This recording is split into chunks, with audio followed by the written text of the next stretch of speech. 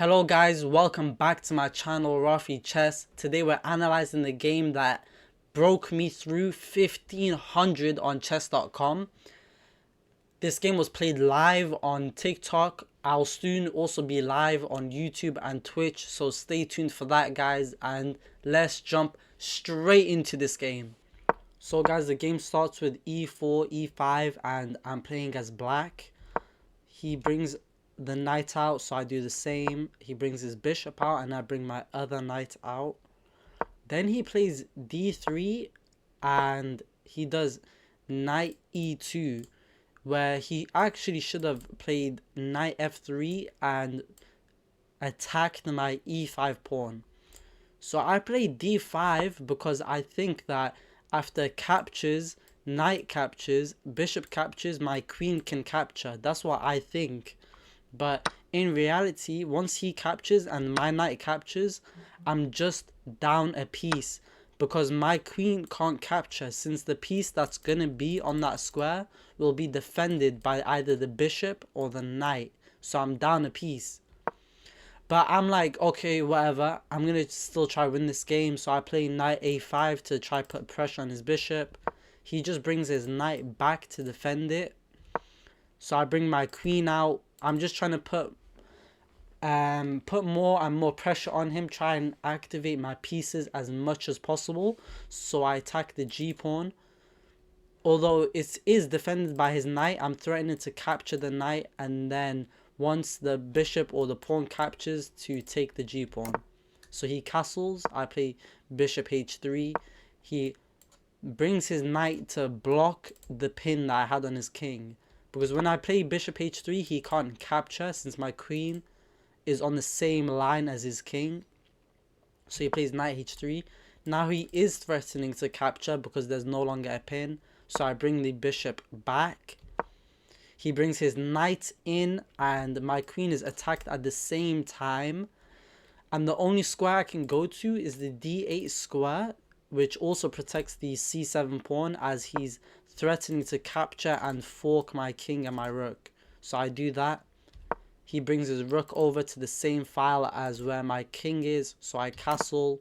He captures the pawn, and obviously I know that I was losing a pawn, but if I done something like bishop d6, he could play something like d4, or maybe not d4. He could do like queen h5, and it's just very dangerous. So that's why I chose the castle.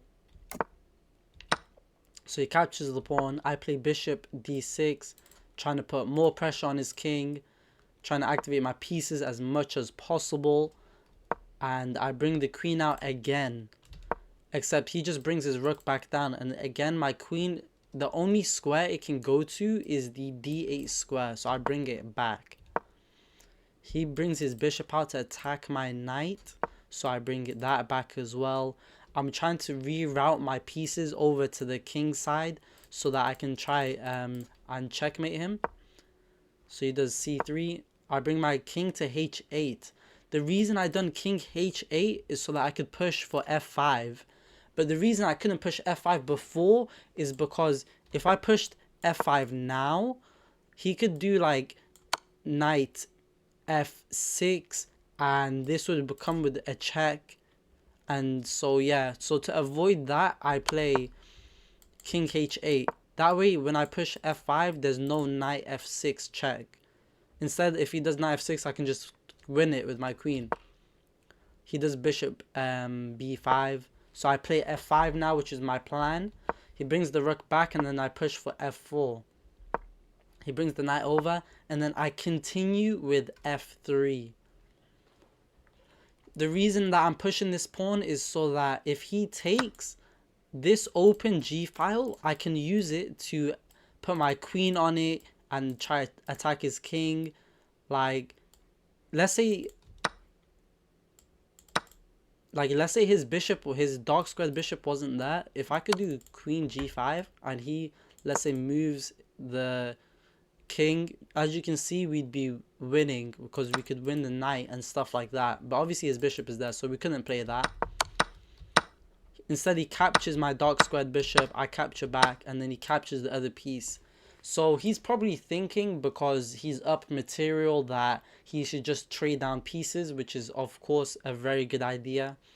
I'm still going to try attack him though, so I capture back, and then he brings his knight back to b4 to attack my bishop. I don't want to trade pieces, like I said, because I want to attack his king and I want them to help me with the attack. Now he pushes g3, so we induced a weakness by pushing the f pawn all the way up. As you can see, we could maybe put the bishop here, and this g2 square is very weak, but I don't want to put my bishop on h3. I want my queen to go to h3. So I play queen f6. My plan with queen f6 was to go to h6 to h3 and then to checkmate him like that. Obviously I can't do that now because the bishop is there, but that was the plan. So I do queen f5 to try and get to the h3 square. He attacks my queen. I go to h3.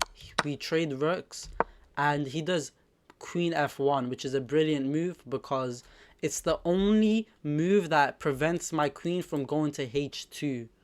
So I bring the queen back to h5, and my plan is now to do bishop h3 since it would attack his queen, and then maybe I can do something like bishop g4 and then do queen h3 again. He does h4 to stop bishop h3, because if I'd done bishop h3 now, he could just capture since the queen doesn't have vision of it anymore.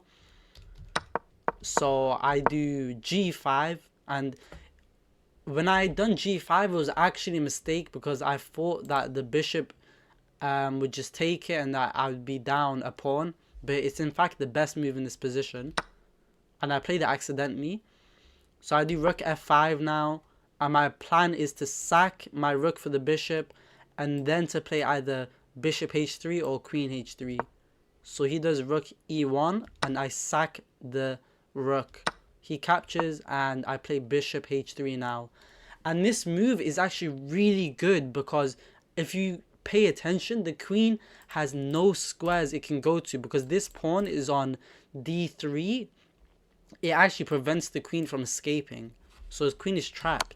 So he sacks the rook, forcing me to capture, and now he wins my bishop. So that was a really good move from him. Now I do queen e1 check, and he completely blunders his position by going to h2. The reason this is a blunder is because I play queen takes f2, which is a brilliant move. King h1, queen back to e1, and when he goes to h2, I have the f2 move is winning, or I could go for a perpetual as well, but I play f2 because I'm playing for the win. Like I said, this game in fact was the game that got me to 1500, so I was trying to win this game at all cost. He goes to c8, and the reason that this is a draw is because my king has no squares where it's safe. And so he's just going to give me checks over and over again, which as you can see he does. He just keeps giving me checks and checks. But king g4, and he actually lets my king escape to safety. I play another brilliant move. Apparently this was a mistake, a losing move.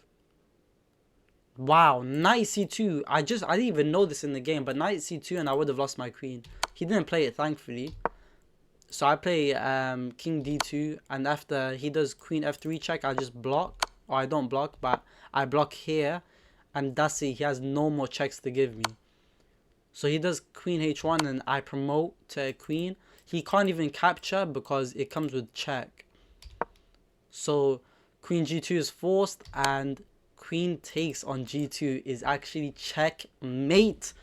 And that is how we got to 1500 on stream. Also, make sure to join my Discord server. The link for that will be in the bio. I'll also put the link to my club in the bio. We do cool things like host tournaments, and it's an amazing community. So yeah, you guys should definitely check that out. Stay sharp, stay focused, and never stop learning.